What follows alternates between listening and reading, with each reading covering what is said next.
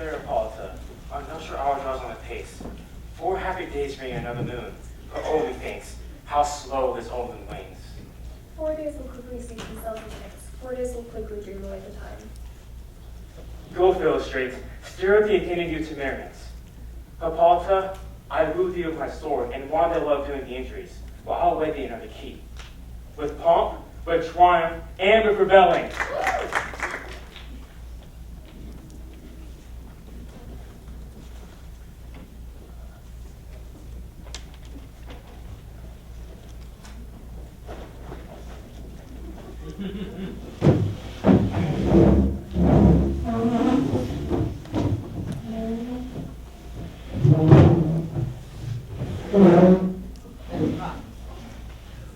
Is all our company here?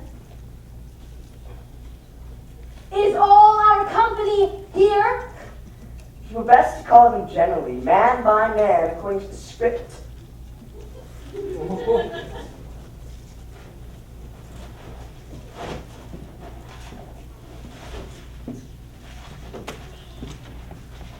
Here is the scroll of every man's name which is thought fit through all Athens to play in our interlude before the Duke and Duchess on his wedding day at night. First, good Peter Quince, say what the play treats on, then read the names of the actors, and so go on to a point.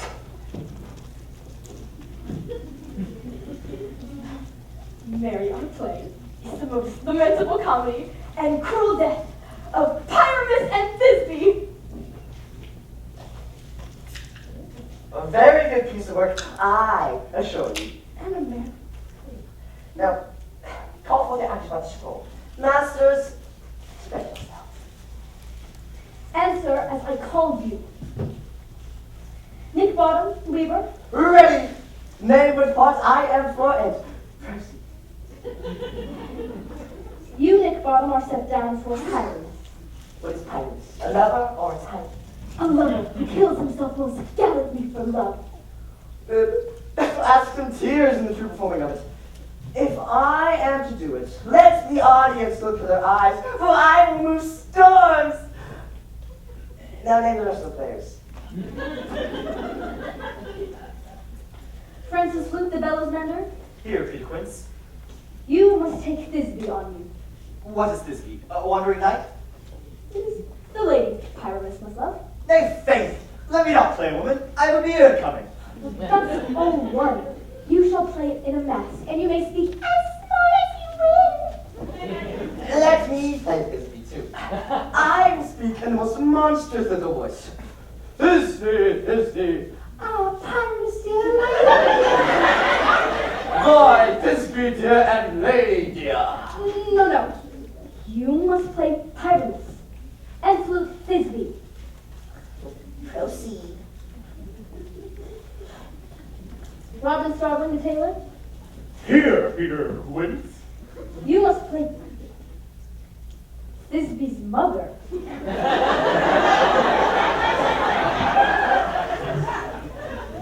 Tom Snout, the tinker. Here, Peter Quince. You, Pyramus's father. Yes! Myself, Thisbe's father. Snug the joiner, the lion's part. And I hope there is a play fitted. Have you the lion's part written? Pray, if you be unslow of study. You must do it exemplar, for it is nothing but roaring. Let me play the lion too.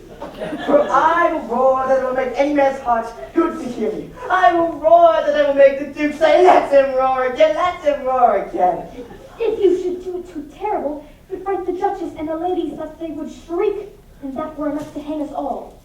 That would hang us every mother's son. But I will aggravate my voice so. I will roar you as gently as any sucking dove. I will roar and swear any nightingale. You can play no part but Pyramus! For Pyramus is a sweet-faced man, a proper man, as one shall see in a summer's day, a most lovely, gentlemanlike man. Therefore, you must needs play Pyramus. Well, I will undertake it. Masters, here are your parts. I and to entreat you, request you, and desire you to come them by tomorrow night, and meet me by the palace wood, a mile without the town, by moonlight. There we will rehearse, for if we meet in the city, we shall be dogged with company, and all of our devices known. In the meantime, I will draw up a bill of property such as our play wants. I pray you fail me not. We will meet, and there we will rehearse most obscenely and courageously. Take pains, be perfect. Adieu. At the Duke's Oak, we meet. Enough! Order cut bowstrings.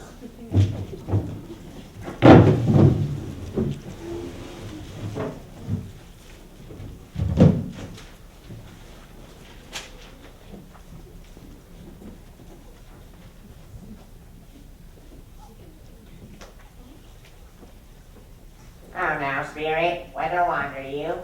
Over hill, over dale, through bush, through briar, over park, over pale, through flood, through fire. I do wander everywhere, swifter than ye moonly sphere. And I serve the fairy queen, to dew her orbs upon the green. Farewell, thou love of spirits, I'll be gone. Our queen and all her elves come here anon. King Dropkeep is revels here tonight. Take heed the queen not come within his sight. For Oberon is passing fell in wrath, because the queen, as her assistant, had the lovely boy stolen from an Indian king. She never had so sweet a changeling. The jealous Oberon would have the child as his nice, to trace the forest wild. But she, perforce, withholds the loved boy, crowns him with flowers, and makes him all her joy. Make room, fairy. Here comes Oberon. And here my mistress too. Would that he were gone. Ill met by moonlight, proud Titania. What? Jealous Oberon? Fairies? Harry rash one, am I not thy lord? Then I must be thy lady. Why art thou here, come from the farthest seas of India? I do but beg a little changeling boy to be my henchman. Set your heart at rest. The fairyland lies not a child of me. His mother was a votress of my order, but she, being mortal, of that boy did die. And for her sake, I do rear up her boy. And for her sake, I will not part with him. How long within this wood intend you stay? Perchance till after Theseus' wedding day, if you will patiently dance in our round and see our moonlight revels, go with us. If not, shun me, and I will spare your haunts. Give me the boy and I'll go with thee. Not for thy fairy kingdom. Fairies, away. We shall chide down right if I long to stay. Well, go thy way. Thou shalt not from this grove, till I torment thee for this injury.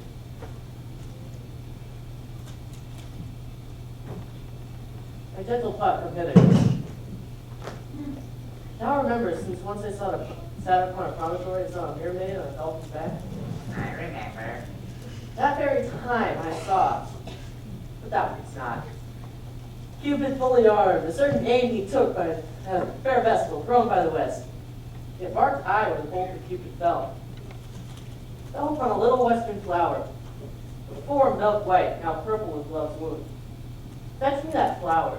The herb I showed thee once, the juice of it on sleeping eyelids laid will make a man or woman madly dote upon the next life creature that it sees.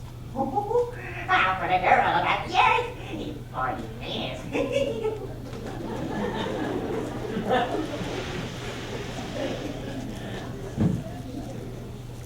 Having once this juice, I watched Tanya while she was asleep and dropped the liquor of it in her eyes.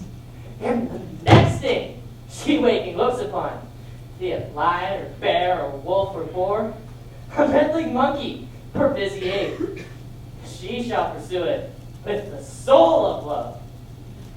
And ere I take this charm off from her sight, I'll make her enter up her cage to me.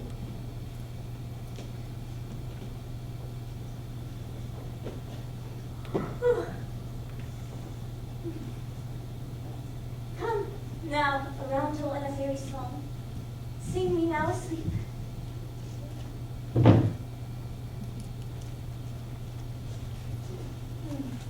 attend to your officers and let me rest.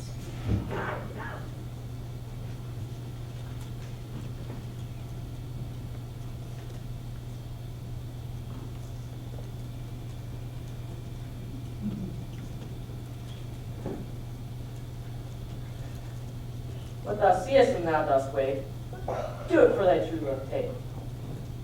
Be it ounce or cat or bear, hard or boar, bristled hair.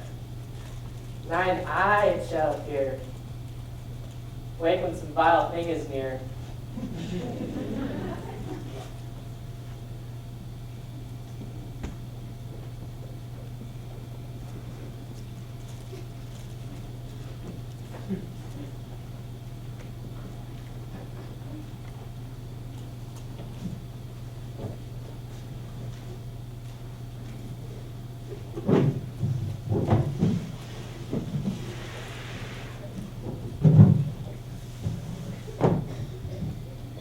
Are we all met?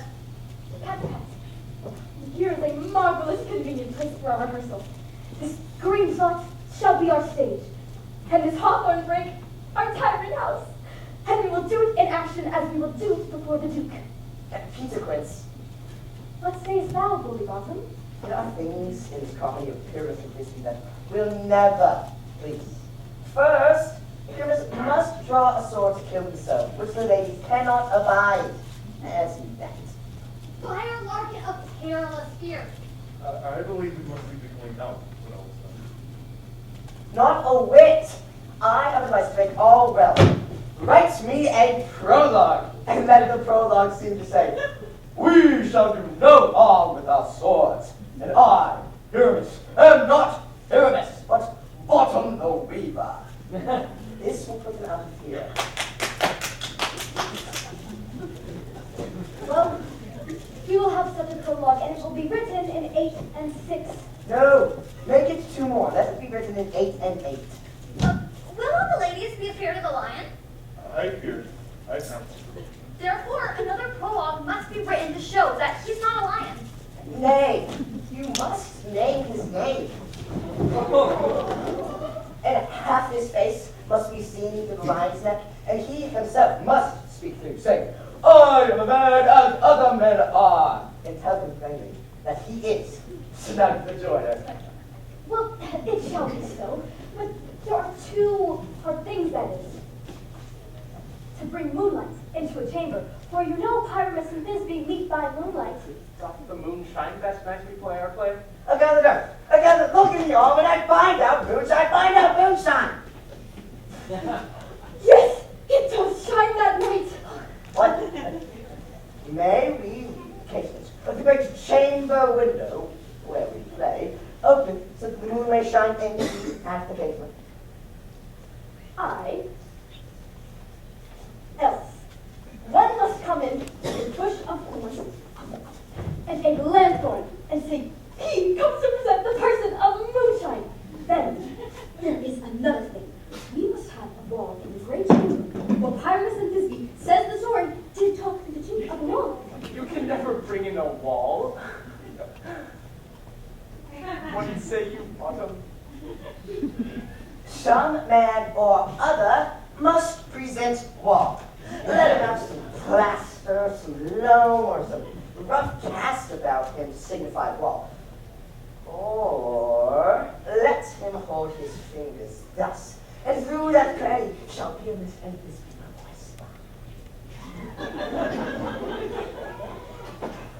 Well, if that may be, then all is well.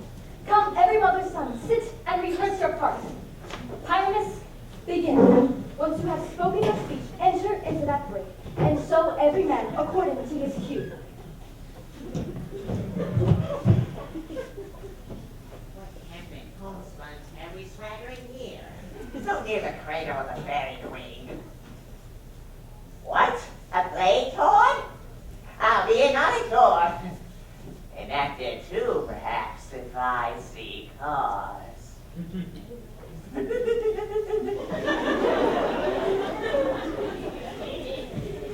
Pyramus, speak. Thisbe, stand forth. Thisbe, if thy flowers, oh, ye shameless sweet. Odors! Odors! Odor savor sweet, but hark, a voice. Stay thou but here a while, and by and by I with thee appear.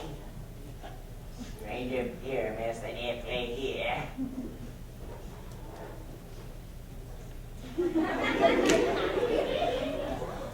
Must I speak now? And Mary must speak. For you must understand, he goes but to see a noise that he heard, and is to come again.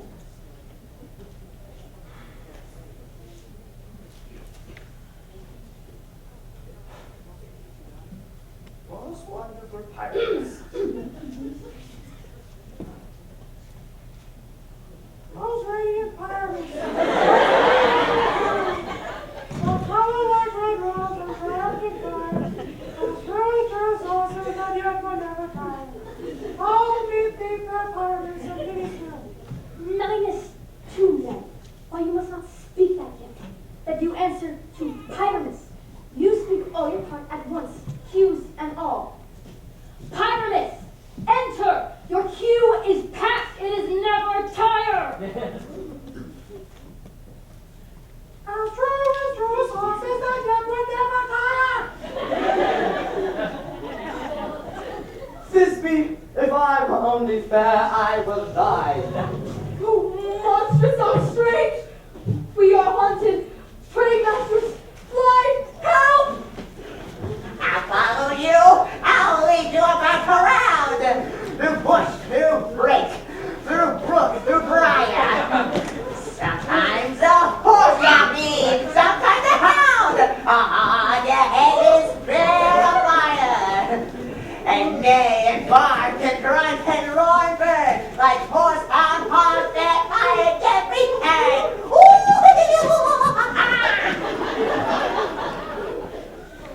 Why did they run away?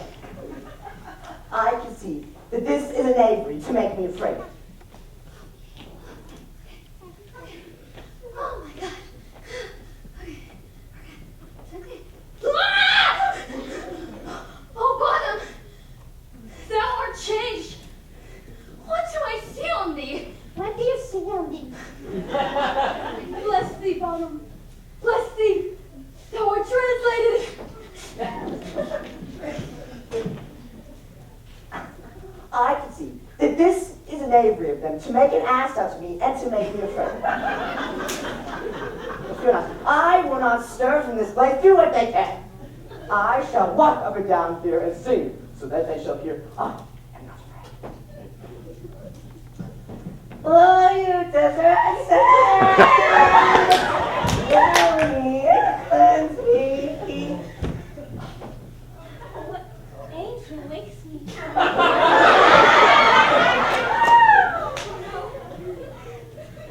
I pray thee, gentle mortal, sing again.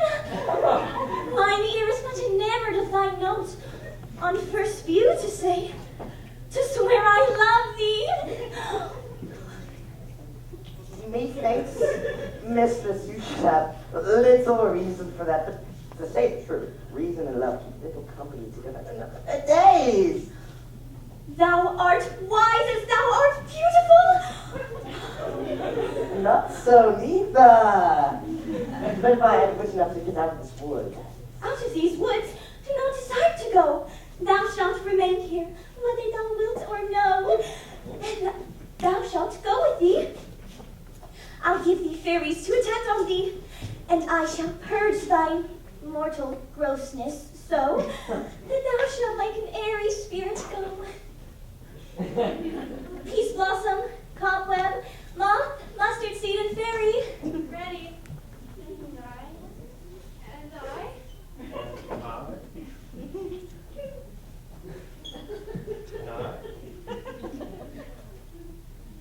Oh, where shall we go? Be kind and courteous to this gentleman, and pluck the wings from painted butterflies to fan the moonbeams from his sleeping eyes. Nod him, else, and do him courtesies. Hail, mortal. Hail.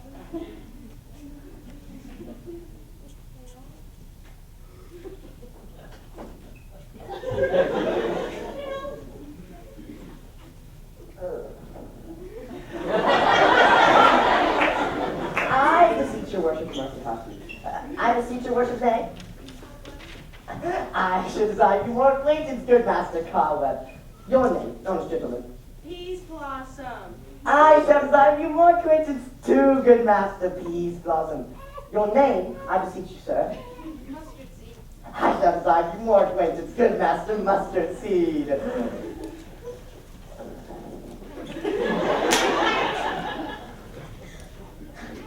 Come, bring him to my bower. Tie up my lover's tongue. Bring him silently. I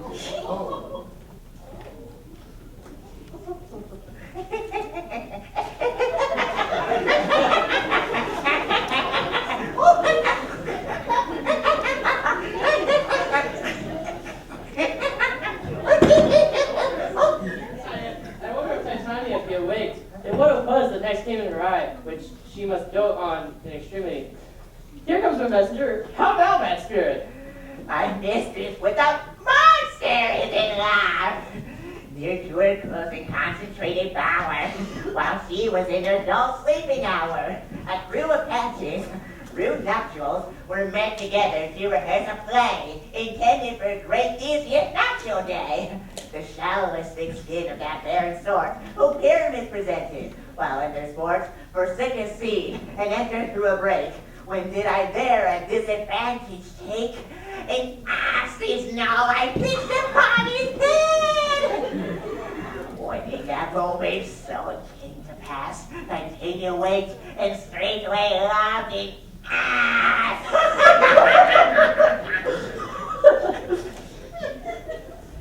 This falls out better than I could devise.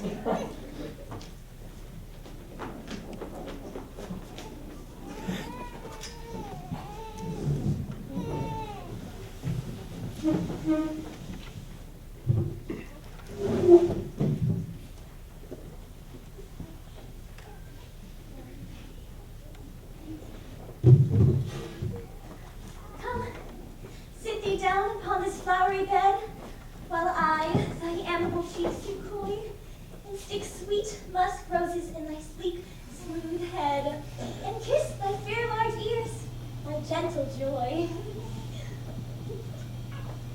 Where's Peas Blossom? Ready. Scratch my head, Peas Blossom.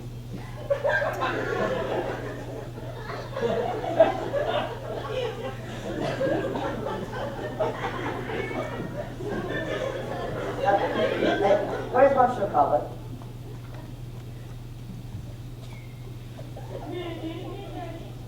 Monsieur Cobbett, kill me a red-hipped bumblebee and bring me the honey back. Where's Monsieur Mustard Seed? Ready. What is your will? Nothing, Monsieur, but I have cobweb. I must to the barber, so methinks I have a marvelous hairy about the face.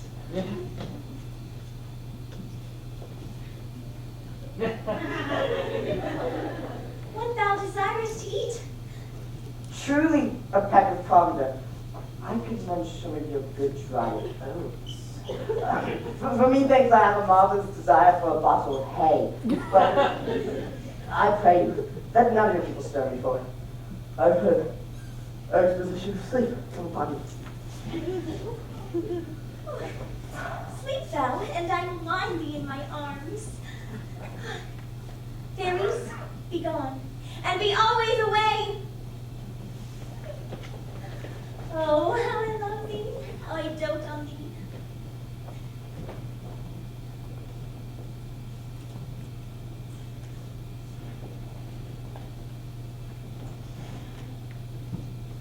Seest thou the sweet sight? Her dotage now I do begin to pity.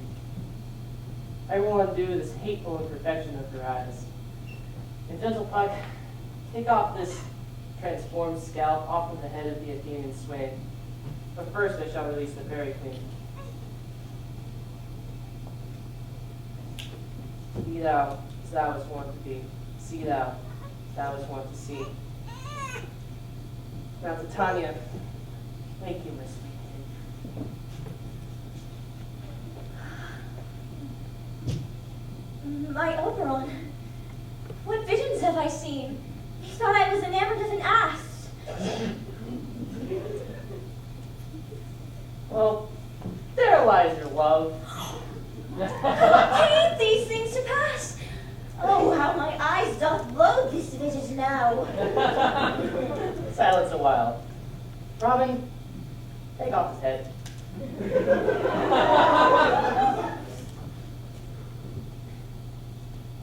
When thou wakes, with thine own fool's eyes peep. So, thou and I, new Amity, will tomorrow midnight solemnly dance into Theseus' house triumphantly, and bless it to all fair posterity. The king, attend and mark. I do hear the morning mark.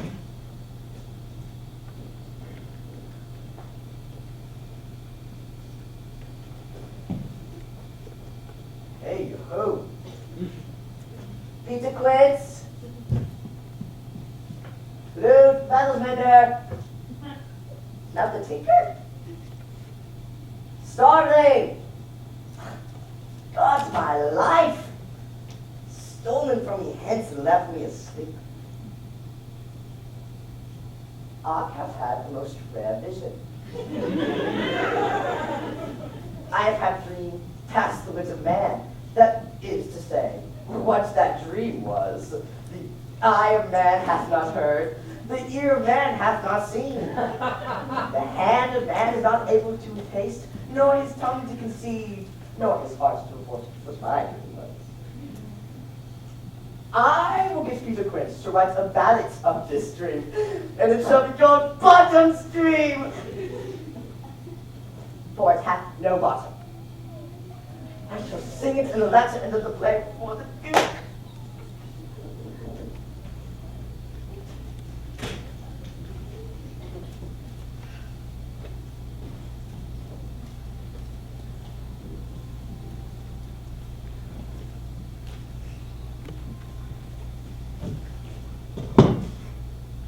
Have you sent to Bottom's house? Is he come home yet? He cannot be heard of. Out of doubt, he is transported. If he comes not, then the play is marred. It doth not go forward, does it? It is not possible. You have not a man in all of Athens able to discharge pyramids like he. Yes, he has simply the best wit of any handicraft man in all of Athens. Yea, and the best person too, for he is a paramour for a sweet voice. You must a paramour. A paramour is a thing of not. Masters, the Duke is coming from the temple. There are 2 or 3 lords and ladies, all married. If our sports had gone forward, we had all been made men. Good sweet bully bottom, thus hath he lost 6 pence a day. He would have deserved it. Where are these lads? Where are these hearts? Oh, Bottom! Oh, most courageous day, oh, most happy hour. Masters, I am to discourse wonders, but ask me not what? Well, let us hear, sweet Bottom. Not a word of me, but all that I will tell you is that the Duke hath dined. Get your apparel together. Good strings for your beards, new ribbon for your pumps. And every man be presently at the palace, and gore o'er his part.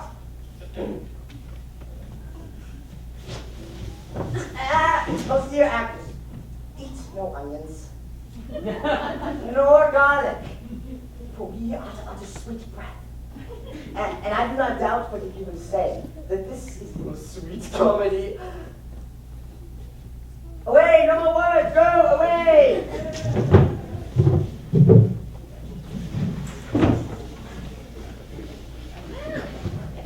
Right there.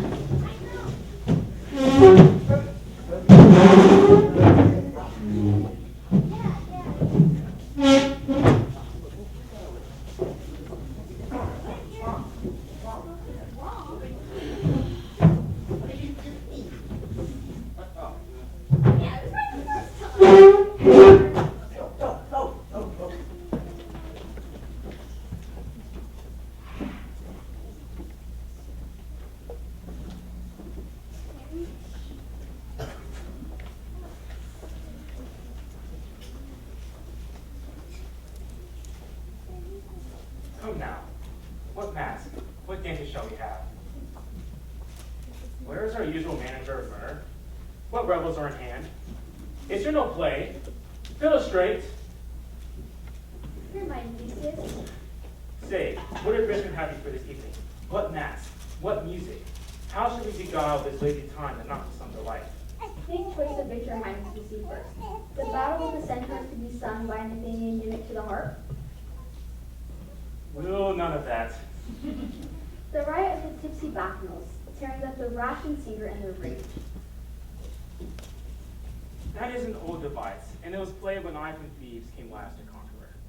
A tedious brief scene of young Pyramus and his love Thisbe, very tragic humor. Merry and tragical, tedious and brief. That is hot ice and wondrous strange snow. How should we find the concord of this discourse?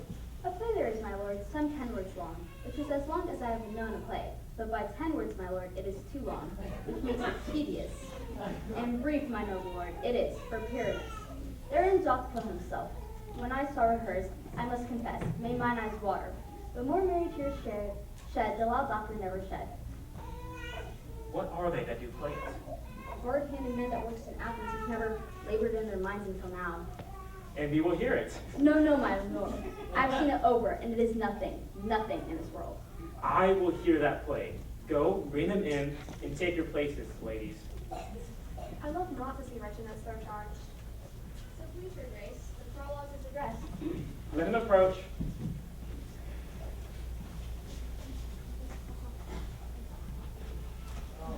Oh. If we offend, it is with our goodwill. That you should think we come not to offend, but with goodwill. To show our simple skill, that is the true beginning of our end.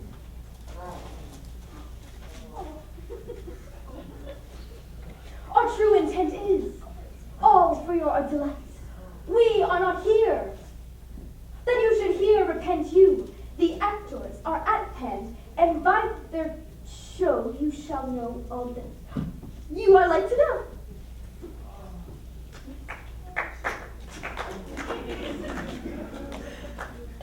This fellow doth not stand upon points.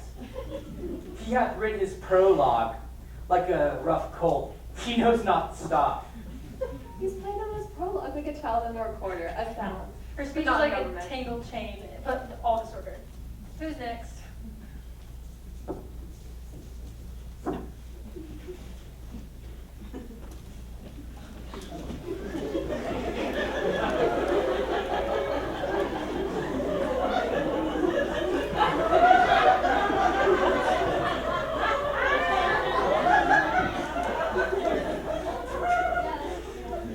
This man is Pyramus, if you would know.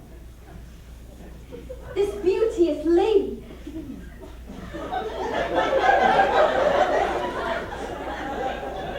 This beauteous lady.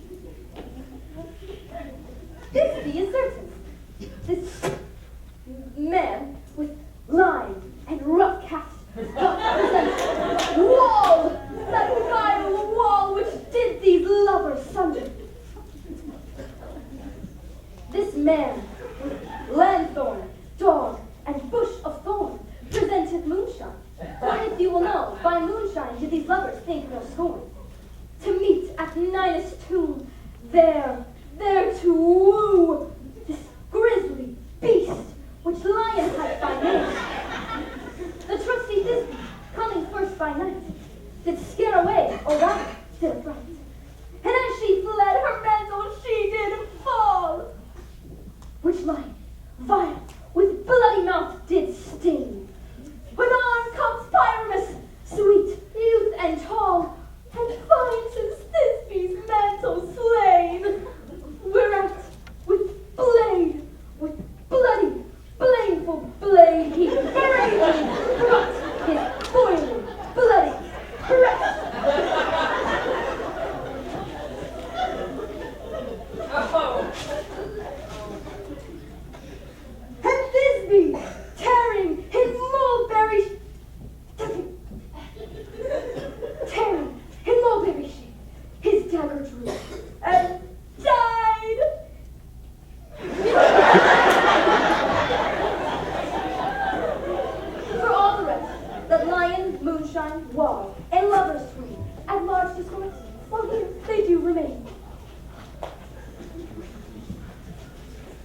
I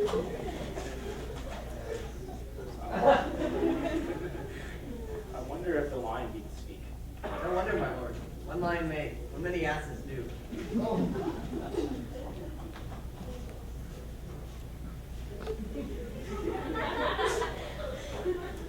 this same interlude, it doth befall that I, once now, by name, present a wall. And such a wall as I would have you think, that had in it a cranny, hole, or chink, through which the fearful lovers, Pyramus and Thisbe, did often whisper very secretly. This loam, this rough cast in this stone doth show that I am the same wall. The truth is so. This crannied hole is right and sinister, through which the lovers are to whisper.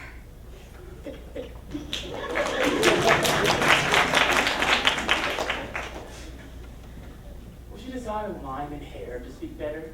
It is the wittiest partition that I ever heard discourse, my lord. Pyramus got near the wall. Oh, Grimlock's night! Oh, night with you so black! Oh, night whichever our day is not! Oh, night! Oh, night! Alack! Alack! Alack! I fear that this beast's promise is forgot. Oh, wall! Oh, sweet and lovely wall! Show me thy chink to blink through with thine eye. Extraneous wall. For what see I? No Thisbe do I see. Oh, wicked wall through whom I see no bliss. Cursed be thy stones for thus deceiving me. For what we thinks, being sensible, should curse again. No, in truth, sir, you should not. This beast you take it. Oh! And I am spotted through the wall. You shall see it will fall. Deceiving me! Oh. I told you, yonder she comes. Oh, all, full often hast thou heard my voice.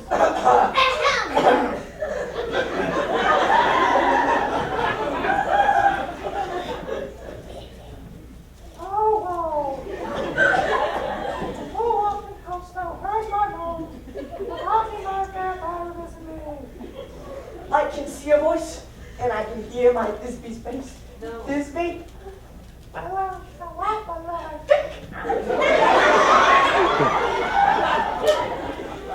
Thisbe through the hole of this vile wall.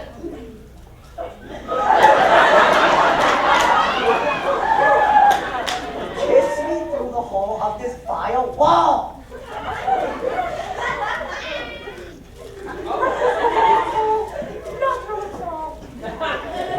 But thou its minis too make me straightway.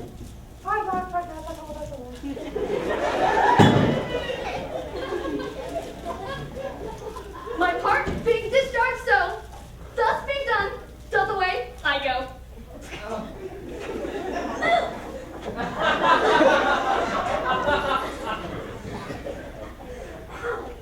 Now is the mural down between the two neighbors. No remedy, my lord, when walls are so willful, to hear without warning. This is the silliest stuff I ever heard. The best are but shadows, and the worst no worse, if imagination amend them. It must be your imagination and not theirs. If we imagine them no worse than them than they are, they shall pass for excellent men. Look, here comes your noble beast, a man and a lion.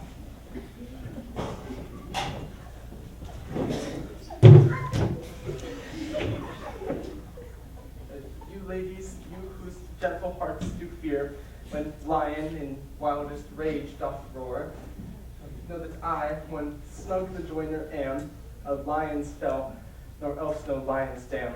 For if I should, as lion, come in strife, twere into this place the pity of my life. A very gentle beast, and of good conscience.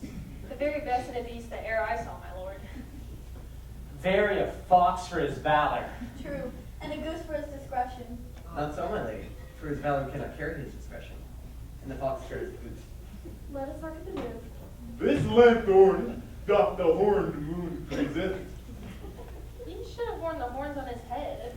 He has no crescent, and his horns are invisible in the circumference. This lanthorn doth the horned moon present. Myself, the man in the moon doth seem to be.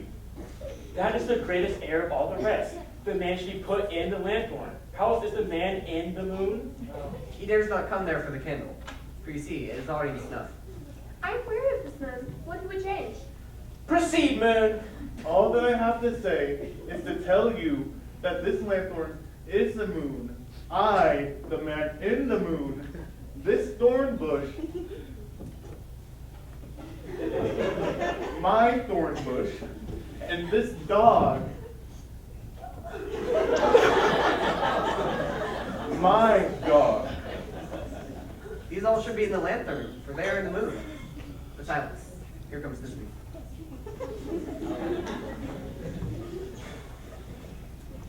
This here is these two, but where is my love? This here is these two, but where is my love? Sure.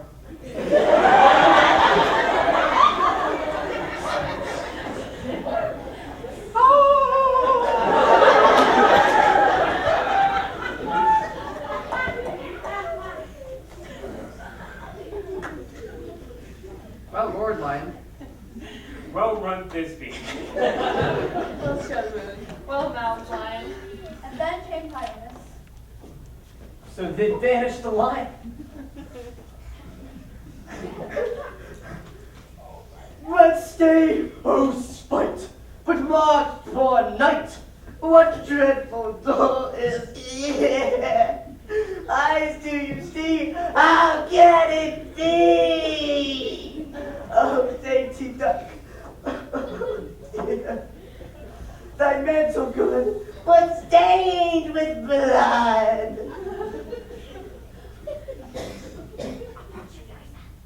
Approach, you furies fell! Approach, you furies fell! Approach, you furies fell! Oh, fates, come, thread and thrum. Wail, crush, conclude, and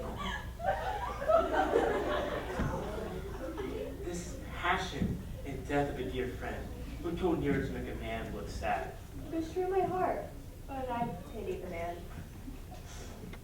come, tears, confound!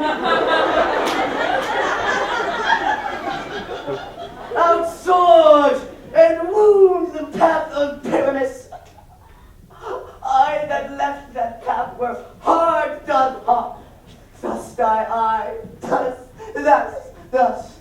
Now am I dead, now am I fled, my soul is in the sky. Come, die.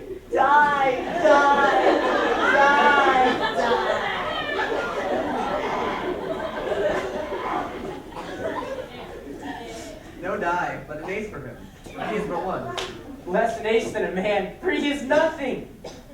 With the help of surgeon, he might recover, improve, and ass. Here comes this thing to find her lover. I hope she'll be brave.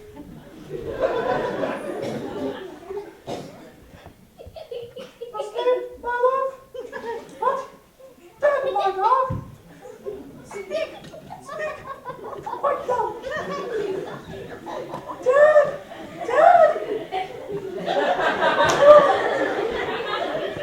Must have a nice return!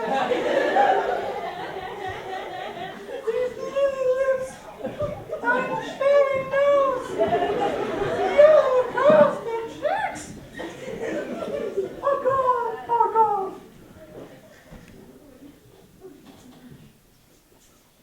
Come, trusty sword! Come,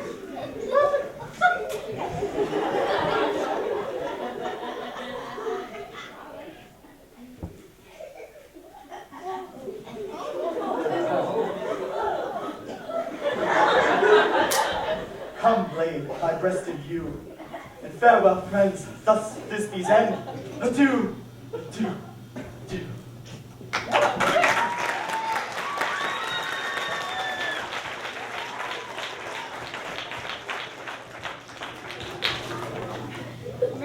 light are now left to bury the dead. Aye, and Walt too. No, sir, I assure you, Walt is down that part of their fathers. Would it please you to see that blogger to hear about mustache? Let your epilogue alone. The honored tongue of midnight hath told 12. Sweet friends, to bed. 'Tis almost fairy time. This palpable gross blade hath beguiled the heavy gates of night. Sweet lovers, to bed.